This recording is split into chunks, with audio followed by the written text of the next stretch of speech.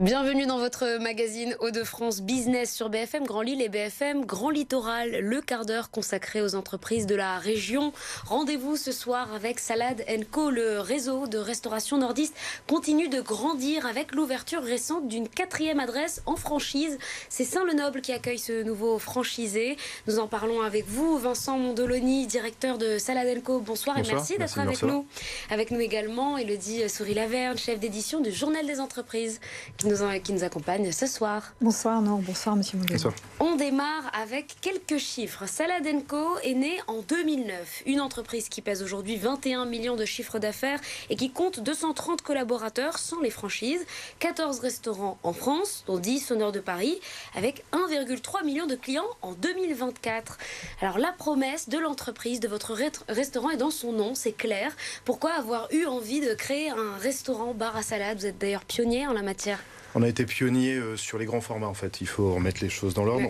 Notre force en fait c'est de créer des grands formats. D'abord 700 mètres carrés, 500 mètres carrés c'est notre grande force. On a décliné sur les petits formats, mais pour autant notre volonté première est de démocratiser le bien manger. Donc rester à des prix accessibles, venir manger sainement et gourmand aussi parce qu'on vient aussi pour se faire plaisir en mangeant. Et vous avez misé sur les produits locaux et de saison. Est-ce que c'est facile en termes de coût? Est-ce que ça a un impact par exemple sur le prix? Est-ce que les consommateurs... Alors, il y a plusieurs questions dans votre question. Oui. C'est déjà un engagement. C'est un engagement et c'est une conviction en fait chez nous. C'est-à-dire qu'aujourd'hui, effectivement, on pourrait le citer encore une fois, il n'y a pas de tomates en hiver chez nous. Voilà. Parce qu'en fait, on veut des choses qui soient sensées et qui ressemblent à ce qu'on est et ce qu'on veut être. Les clients, ils sont sensibles, ça a été dur. On a dû les habituer aussi parce qu'il faut habituer les clients à ne pas manger des tomates toute l'année. Mais pour autant, voilà, on cherche des agriculteurs ou des partenaires en proximité de nos restaurants à chaque fois qu'on s'installe quelque part. Mais du coup, l'offre est adaptée parce qu'on ne produit pas la même chose partout en France. C'est la même offre dans tous nos restaurants. Oui. Voilà.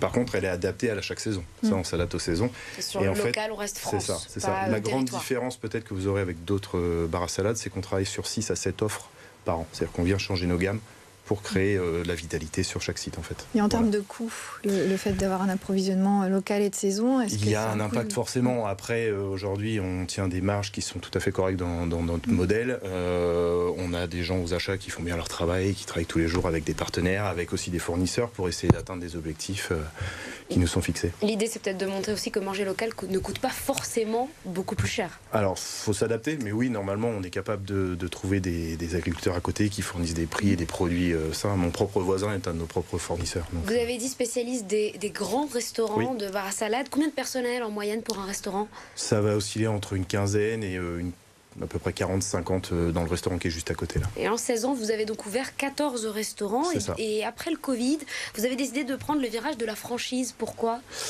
D'abord pour travailler avec des acteurs locaux, c'est toujours difficile de travailler avec des restaurants à distance quand on est en compagnie. Donc on veut des gens en proximité avec les équipes et avec les clients. Et la deuxième chose aussi pour des raisons d'investissement forcément, puisque ça compte aussi dans la balance. Donc là, vous allez poursuivre le maillage en franchise? C'est ça, tout à fait. On va construire le maillage et ça va être un maillage plutôt régional, c'est-à-dire qu'on va partir du nord et on va s'étendre tout doucement. On va aussi aller chercher des restaurants dans le sud-est puisqu'on est à Toulon et Avignon, donc on va essayer de s'étendre autour aussi et dans le Bordelais aussi puisqu'on a des sites là-bas. C'est toujours de partir dans des endroits où il y a des bases en compagnie. Et vous souhaitez atteindre un objectif d'une quarantaine de sites d'ici 2027? Alors l'objectif, on va parler en année par année, ce sera plus simple. L'année prochaine, on va essayer d'être entre 5 et 6 restaurants de plus et ensuite on va essayer d'avoir un trend plutôt à 10 par an. C'est quoi l'investissement pour un franchisé et quel chiffre d'affaires il peut espérer à court terme? Un investisseur, ça dépend de la zone toujours. Aujourd'hui, un investissement, ça va être entre 1,2 million et 1,3 million, on va dire. Et le chiffre d'affaires, entre 1,6 million et 2 millions, hors taxe. Et sur l'année 2025, ça va faire combien de restaurants Alors ouverts? on sera à 14, on a des projets dans les tuyaux là actuellement, on en a 5-6, beaucoup dans la région, parce que sur les 5-6, il y en a 4 encore dans la région, c'est-à-dire qu'on veut vraiment couvrir le nord. Pour autant, on en a aussi à Marseille, on en a aussi un peu dans le sud-ouest aussi, donc on travaille dessus. Donc je pense dans le meilleur des mondes, on sera à 15 à fin d'année là. Et l'objectif est vraiment d'être à 5-6 projets pour l'année prochaine. Et sur les ouvertures en propre, est-ce qu'il y en aura d'autres? Pour le moment, non. Les seules choses qu'on va travailler, ce sont des projets en kiosque pour encore décliner notre offre et être capable de travailler sur du 20-25 mètres carrés, notamment à Auchan, Noël-Godot, avec qui on travaille en partenariat et peut-être, pourquoi pas, Leroy Merlin qui est juste à côté. Donc l'idée serait de changer un peu le format des restaurants. C'est ça. Pourquoi être plus proche, plus d'agilité, urbain? Plus d'agilité, en fait. On avait les 700 mètres carrés historiques. Ensuite, on est passé sur des 500 mètres carrés Ensuite, on est passé sur des 200-250.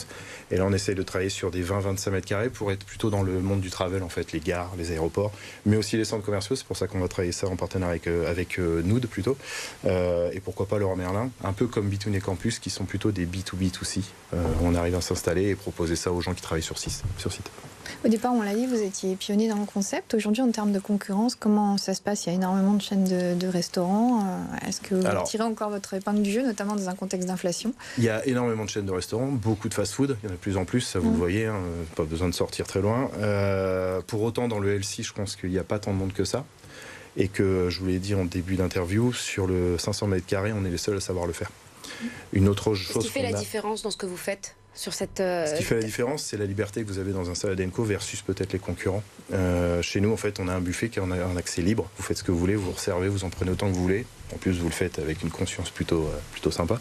Dans d'autres formats, et j'en ai vu pas mal, hein, il y en a beaucoup à Paris, ainsi de suite, on est sur des sites qui sont servis par les collaborateurs en direct. Vous commencez avec une base, vous avez le droit à 4 ingrédients, et après, vous sortez un peu frustré du buffet. Chez nous, finalement, il n'y a pas de frustration. Et en plus, vous pouvez terminer avec un dessert en apothéose avec nos machines à glace. Voilà. D'ailleurs, à Saint-Lenoble, pour l'ouverture, j'ai lu que 150 repas avaient été servis pour Tout à fait. €1. Pourquoi cette opération? C'est un choix du franchisé d'abord parce qu'il est son propre patron sur son site et puis c'est pour faire un moment de fête aussi avec nos clients. Alors il y a eu beaucoup d'habitués de Noël qui sont pas très loin finalement et qui se sont dit on va aller tester ça et passer ce moment avec les équipes de salade. Donc on crée ça aussi pour créer un événement, immédiatement créer du flux dans le restaurant et que ça mette en dynamique les équipes parce qu'il faut aussi qu'elles apprennent sur site. Sur vos 4 premiers restaurants franchisés, quels sont les retours des franchisés? Est-ce que c'est... Alors il y a 4 histoires différentes. Saint-Quentin, c'est sur un 200 mètres carrés. Aujourd'hui, dans une ville un peu plus petite, on est sur 60 000 habitants, donc il grandit au fur et à mesure. Ensuite, les restaurants de l'Homme, qui est en location-gérance. Aujourd'hui, c'est un restaurant qui était bien assis, qui a une assise quand même depuis des années maintenant, puisqu'il a ouvert en 2011, et qu'on l'a passé en location-gérance avec un collaborateur de chez nous qui a évolué dans l'entreprise et qui s'est lancé dans l'entrepreneuriat. Et derrière, Ronc était aussi une envie de le céder à un moment donné en franchise à des franchisés historiques de mes collègues. Et donc ils l'ont pris depuis le mois de février. Et aujourd'hui, ils apprennent ce que c'est Salad & Co. Puisqu'ils étaient déjà dans la restauration. Voilà. Et après, Saint-Lenoble, avec Jérémy qui a ouvert et qui lui est un locataire gérant chez Supéco et Carrefour Market. Et il apprend aussi le monde de la restauration. Donc voilà. Merci beaucoup Vincent Mondoloni, directeur général de Salad & Co. Nous on continue tout de suite avec l'actualité du Journal des entreprises.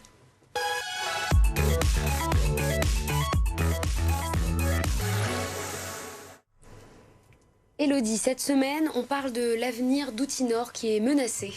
Oui, c'est ça. C'est 120 emplois sur 140 qui sont menacés chez l'industriel Outinor qui est installé à Saint-Amand-les-Eaux, près de Valenciennes. Donc, c'est un fabricant de coffrets métalliques pour le bâtiment qui fait l'objet à la fois d'un plan de sauvegarde et d'une restructuration. Le tout vient d'être annoncé aux salariés par le groupe Skena qui détient Outinor depuis 2022. Donc, c'est une décision qui est liée en fait à la baisse de l'activité et qui va conduire à l'arrêt définitif de la production d'ici la fin de l'année. Seules quelques activités de service vont être maintenues sur le site. Et suite à cette annonce, les élus régionaux et locaux se sont mobilisés quasi immédiatement.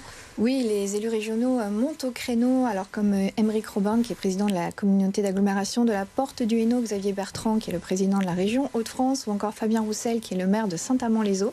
En fait, tous dénoncent une décision qui va à l'encontre des engagements qui ont été pris par le groupe Skena en 2022, quand il a repris Outinor. Il s'engageait à l'époque à ne pas à maintenir les Outinor aux côtés d'une autre entreprise concurrente qu'il possède, voilà, dans un climat assez sain.